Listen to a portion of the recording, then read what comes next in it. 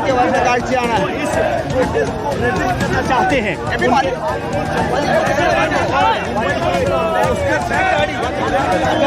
जो सड़क पर भीड़ आई നടന്ന് അകത്ത് പോകാനുള്ള അവസരം ഉണ്ടായെന്നാണ് പോലീസ് വ്യക്തമാക്കുന്നത്. എംപിമാർ ഇറങ്ങി നടന്നു പോവുകയാണ്. പ്രധാനമന്ത്രി പ്രോംപ്റ്റർ നോക്കി വായിക്കുന്ന ദേശീയ പതാക ഉയർത്തിപ്പിടിച്ചുകൊണ്ട് പ്രിയങ്ക ഗാന്ധി അടക്കമുള്ളവർ നടന്ന് ഗാന്ധി സ്മൃതിയിലേക്ക് പോകുന്ന കാഴ്ചയാണ് നമുക്ക് കാണാൻ കഴിയുന്നത്. വലിയ പ്രതിഷേധ കടലായി ദില്ലി മാറുന്ന കാഴ്ച.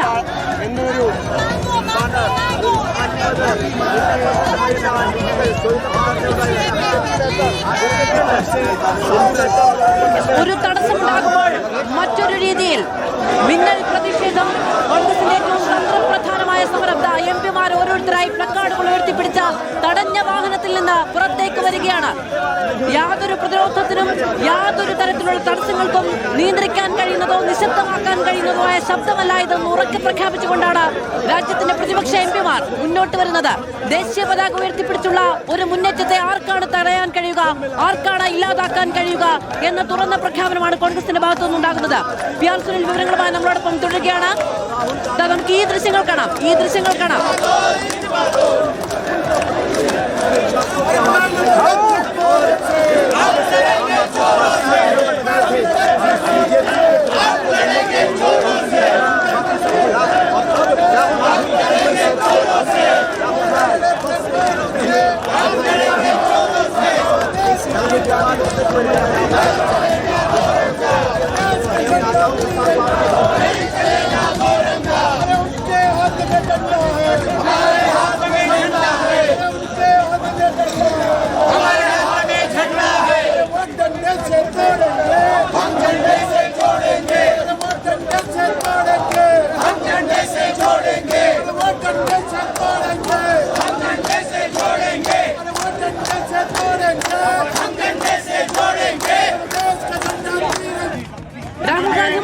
The government is assassinating democracy in India, is brutalizing students, is beating students.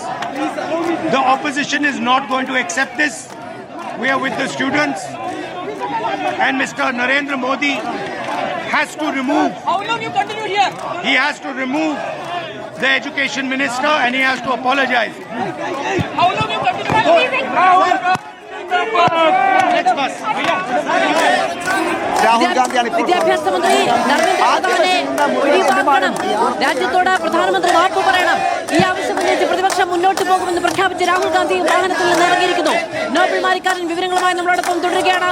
Nobel ദേശീയ പതാക ഉയർത്തി, പ്ലക്കാർഡുകൾ ഉയർത്തി, മുദ്രാവാക്യങ്ങൾ വിളിച്ച് പ്രതിപക്ഷം ഒന്നാകെ ഗാന്ധി സ്മൃതിയിലേക്ക്. മാത്രമാണ്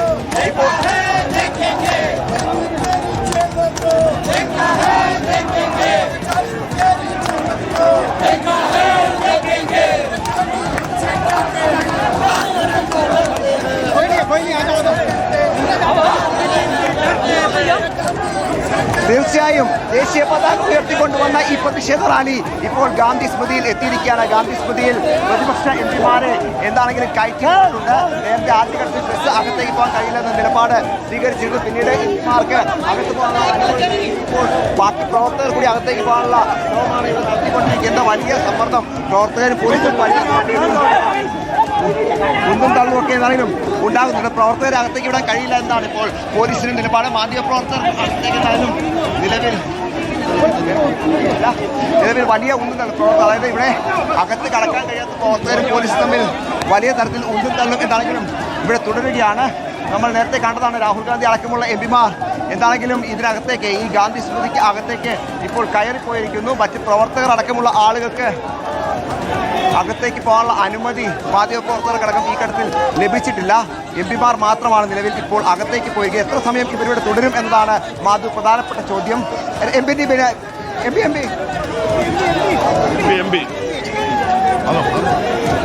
ബെന്നി ബെഹനാൻ എം പി ആണ് ഇപ്പോൾ ഗാന്ധി സ്മൃതിക്കകത്തേക്ക് പോകാൻ വേണ്ടി ഇവിടെ നിന്ന് നീങ്ങിയിരിക്കുന്നത്. ഏതാണെങ്കിലും എംപിമാരുമായി വന്ന 2 വാഹനങ്ങളിൽ നിന്ന് എംപിമാർ പുറത്തേക്കിറങ്ങി ഗാന്ധി സ്മൃതിക്ക് അകത്തേക്ക് പോയിരിക്കുകയാണ്. അവിടെ പ്രാർത്ഥനയൊക്കെ എത്ര നേരം ഇവർ ഇരിക്കും എന്നത് പ്രധാനപ്പെട്ട ഒരു ചോദ്യമാണ്. അതിനെക്കുറിച്ച് രാഹുൽ ഗാന്ധി ചോദിച്ചിരിക്കുന്നു. അദ്ദേഹം